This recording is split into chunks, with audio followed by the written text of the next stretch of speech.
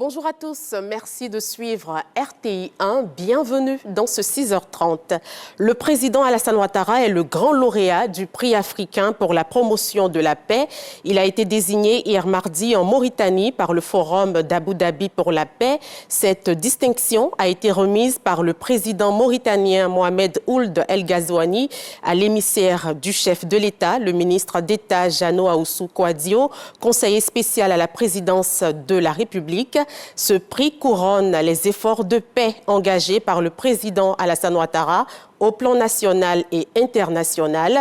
Je vous propose d'écouter le message du lauréat délivré par son émissaire devant l'Assemblée de la 4e conférence africaine pour la promotion de la paix ouverte hier. C'est avec honneur et fierté que j'accepte, au nom de mon pays, cette prestigieuse récompense qui célèbre chaque année la contribution notable d'un chef d'État africain à la promotion et au maintien de la paix sur notre continent. Cette distinction témoigne non seulement d'une certaine reconnaissance, mais représente aussi et surtout un appel à davantage de détermination et d'abnégation dans les œuvres de paix. Je puis vous assurer de mon engagement à continuer de travailler inlassablement à la promotion de la paix et de la dignité humaine sur notre continent. Je voudrais témoigner de la contribution décisive qu'ont apporté les nombreuses initiatives nationales et internationales qui ont contribué à la résolution de la crise post-électorale que mon pays a connue en 2011. C'est en cela que je voudrais saluer le Forum africain pour la paix qui constitue un instrument pertinent pour mobiliser les leaders de notre continent autour de la culture de la paix. Signé le président Alassane Ouattara, président de la République de Côte d'Ivoire. Je vous remercie. Des efforts sont également faits en matière d'assainissement et de protection de l'environnement. Une délégation de la mairie de Paris a été reçue hier à la primature. Au centre des échanges, la dépollution de la baie lagunaire. Abdoulaye Koné. L'on pourrait les qualifier des brasses de l'assurance. Cette image de Anne Hidalgo traversant la Seine aura marqué les esprits lors des JO de Paris 2024. À 6000 km de la capitale française, les autorités ivoiriennes qui vont lancer le processus de dépollution de la baie lagunaire font appel à l'expertise de la mairie de Paris. Nous voulons nous inspirer de ce qui a été fait là-bas, plan technique, comment ces problèmes ont été gérés, pour redonner à la lagune sa splendeur d'antan, n'est-ce pas, que ce soit une lagune où on puisse, comme on l'a vu il y a quelques années, où on faisait du sport nautique sur la lagune à Abidjan, où des pêcheurs au filet pêchaient à Abidjan. Et surtout que nous avons au plan national une ambition importante pour faire vraiment d'Abidjan la perle de lagune. Ces experts qui ont parcouru le plan d'eau lagunaire après plusieurs séances de travail peuvent à présent appréhender les défis spécifiques à la lagune ébriée. J'ai pu constater une volonté politique très forte de changer et de faire évoluer notamment l'état actuel de la lagune que le ministre a décrite précédemment. C'est exactement ce qui a été la clé de la réussite de ce que nous avons fait à Paris, notamment dans le cadre de l'amélioration de la qualité de la Seine.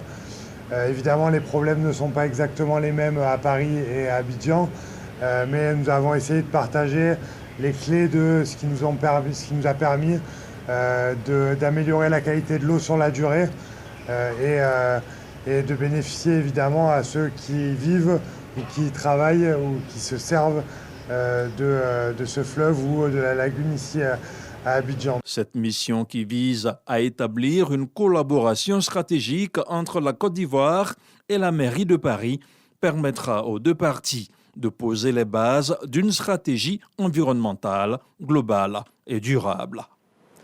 Un mot de santé dans ce 6h30, focus sur une maladie de santé publique, les troubles mentaux souvent entourés d'incompréhension et de stigmatisation avec un accès limité aux soins spécialisés. À Bingerville, l'hôpital psychiatrique se mobilise pour offrir un accompagnement médical et psychologique alors qu'à Bregbo, village situé à quelques kilomètres, l'héritage du prophète Acho Albert perpétue une tradition de guérison spirituelle. Suivons ce dossier de Generosa Quadio et Serge Coléa.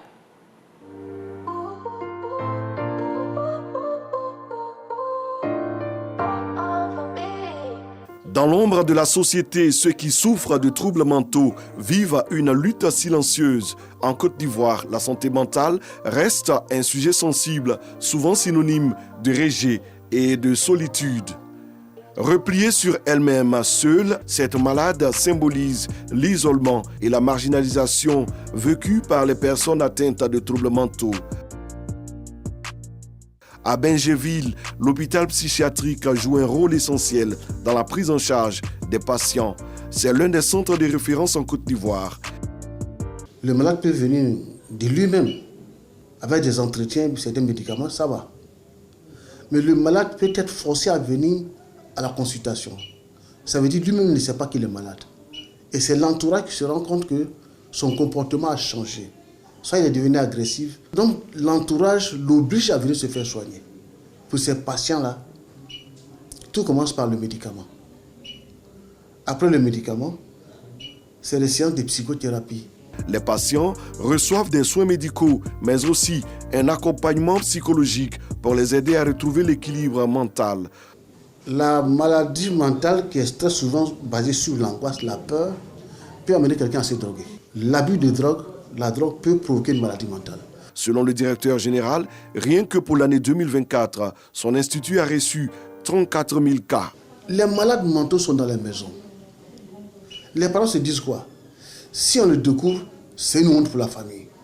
Et pourtant, la personne qui est malade souffre. On l'enchaîne. On fait tout pour ne pas que la personne soit vue. Et pourtant, elle peut être aidée. Pour mieux comprendre, nous rencontrons des patients qui ont accepté de partager leur expérience. Mon épouse qui a fait une dépression et dès que ça a commencé, j'ai essayé de la maîtriser, mais ça n'a pas marché. Et c'est à partir de minuit qu'elle a pu monter dans la voiture pour qu'on puisse l'envoyer à l'hôpital. J'aimerais conseiller à tous mes frères et sœurs qui se trouvent dans cette situation. Le premier recours, dès qu'une personne fait une dépression, c'est de le conduire à l'hôpital psychiatrique de Bingerville. Et puis c'est suivi, c'est bon. Artiste chanteur, étoile montante du rap, Pierre Claver, alias Jack PC, a connu une période dépressive. Aujourd'hui, il remonte la pente et va mieux. Si ce n'était pas la prière, le soutien de mes proches, de ma famille, je n'allais pas dépasser cette période-là. Il y en a plein qui souffrent dans le silence. Je suis la preuve vivante qu'on peut sortir de la dépression. De l'hôpital psychiatrique, nous nous rendons à Bregbo, village situé à quelques kilomètres de Bingerville. La mémoire du prophète Albert Acho se perpétue à travers la guérison des malades par la prière. Malgré son décès en 1990, le sanctuaire du prophète continue d'attirer les familles en désespoir de cause.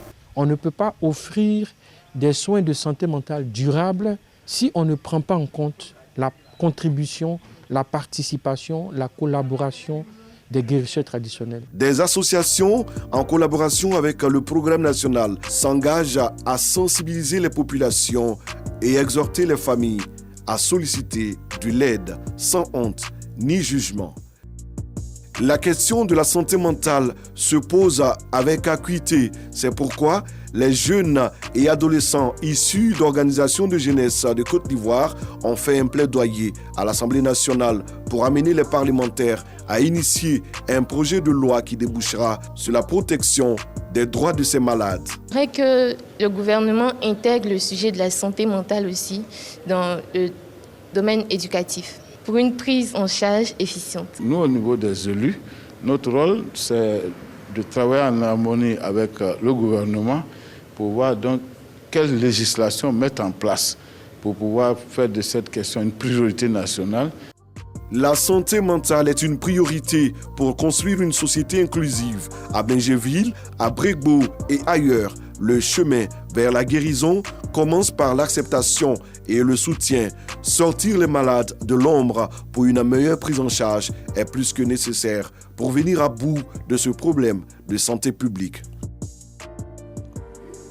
Et nous souhaitons un prompt rétablissement aux personnes atteintes de troubles mentaux. Santé mentale, focus sur une maladie de santé publique en Côte d'Ivoire. C'est un dossier de Generosa Kouadio et Serge Koléa.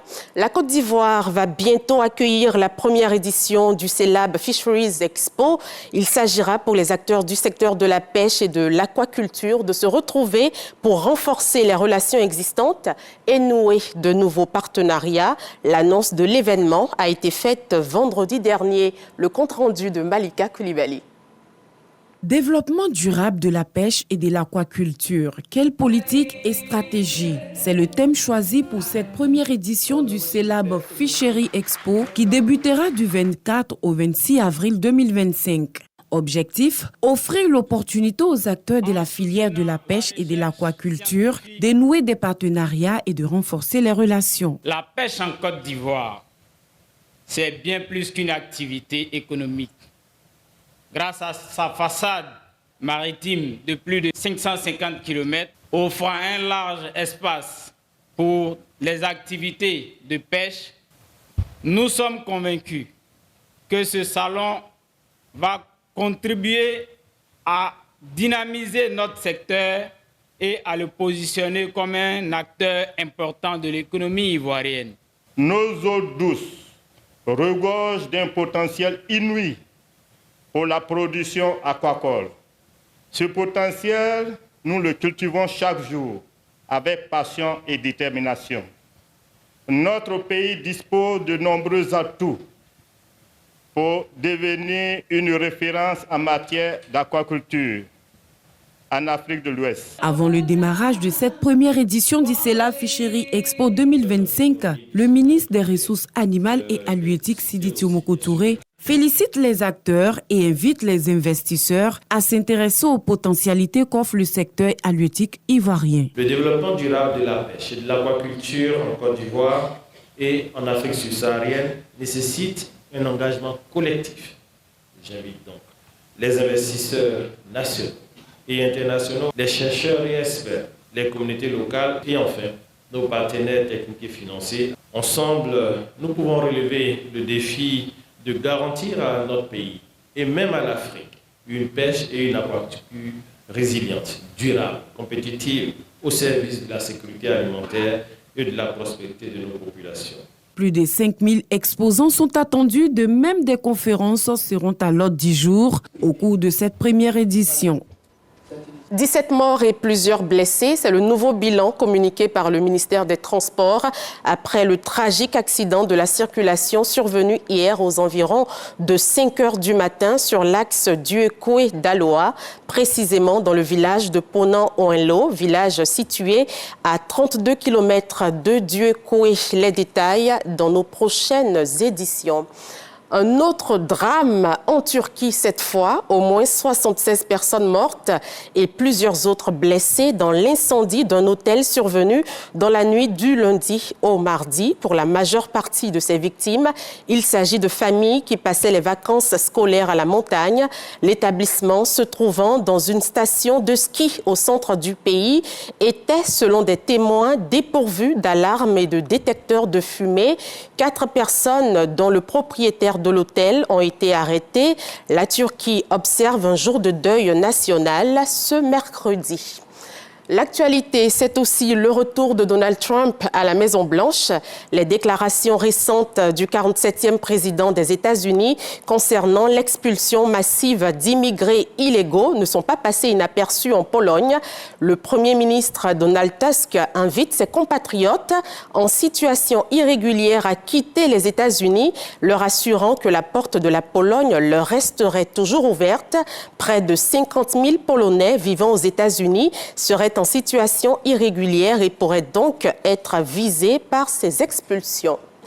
Autre décision de Donald Trump, les pays européens vont être soumis à des droits de douane, seul moyen pour les États-Unis d'être traités correctement, a estimé le président américain, dénonçant lors d'une conférence de presse le déficit commercial américain vis-à-vis de l'Union européenne. Fin de ce 6h30. Merci de l'avoir suivi. Matin Bonheur, ce sera avec Thierry Angeval à partir de 7h. Je vous retrouve demain à la même heure. Belle journée. Restons prudents sur les routes.